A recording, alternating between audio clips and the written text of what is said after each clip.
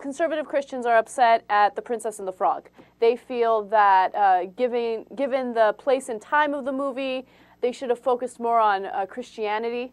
Yeah, of course. And the fact that they didn't focus on Christianity and they focused on a shadow man instead really pisses them off.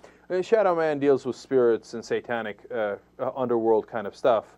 Now, Satan was never mentioned, but there appear, references to the underworld, etc. And this is just outrageous. How can you make what do they call these?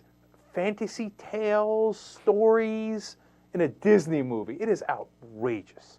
In fact, the movie should have been about Jesus Christ.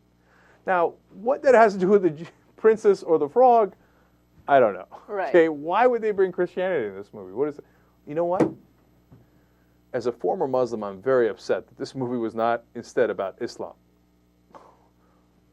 Okay, and as an atheist, I'm incredibly upset. They talked about voodoo in this movie, which I know not to be true. How dare they?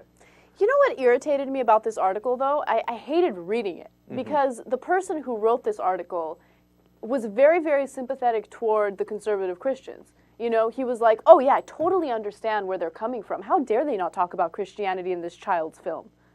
That's not right. And look, so you're clear. I don't want any misunderstandings. The reason they're saying that is because the movie starts in the 1920s in New Orleans. Right. And it's an African-American family, and they're saying in the 1920s in New Orleans, with an African-American family, there would obviously be a huge Christian influence. They'd go to church every Sunday. And the fact that they didn't show that in the movie is what's wrong. I don't know. Maybe there was, in New Orleans at the time, there was a huge influence of bourbon, and they never mentioned bourbon in the movie. I mean, who cares? I don't get it. I mean, it's absurd. And look, here's what conservative Christians have to stop flipping out about. Silly stuff like Harry Potter and the Lord of the Rings and the Shadow Man. I mean, if you think that's your real competition, it's kind of pathetic, dude. I mean, that's, like I said atheist earlier, but in reality I'm agnostic, right? I don't view Shadow Man and Lord of the Rings as my real competition ideologically. I'm not like, what if Middle Earth is correct? And the Elvins and the dwarves are actually in cahoots.